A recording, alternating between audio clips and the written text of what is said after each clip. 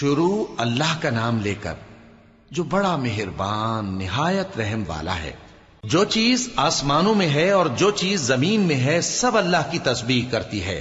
جو بادشاہ حقیقی ہے، پاک ہے، زبردست ہے، حکمت والا ہے۔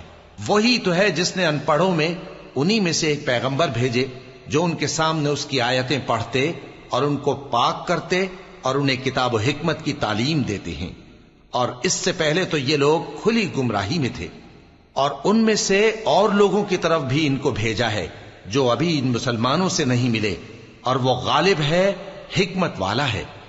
یہ اللہ کا فضل ہے، جسے چاہتا ہے عطا فرماتا ہے، اور اللہ بڑے فضل کا مالک ہے۔ جن لوگوں کو تورات کا حامل بنایا گیا پھر انہوں نے اس کے حامل ہونے کا حق ادا نہ کیا، ان کی مثال گدھے کی سی ہے جس پر بڑی بڑی کتابیں لدی ہوں۔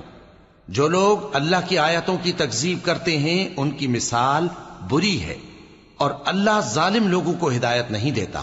کہہ دو کہ اے یہود، اگر تم کو یہ دعویٰ ہو کہ تم ہی اللہ کے دوست ہو اور دوسرے لوگ نہیں، تو اگر تم سچے ہو تو ذرا موت کی آرزو تو کرو۔ اور یہ لوگ ان اعمال کے سبب جو یہ کر چکے ہیں ہرگز اس کی آرزو نہیں کریں گے، اور اللہ ظالموں سے خوب واقف ہے۔ کہہ دو کہ موت جس سے تم بھاگتے ہو وہ تو تمہارے سامنے آ کر رہے گی، پھر تم پوشیدہ اور ظاہر کے جاننے والے مالک کی طرف لوٹائے جاؤ گے، پھر جو کچھ تم کرتے رہے ہو وہ سب تمہیں بتائے گا۔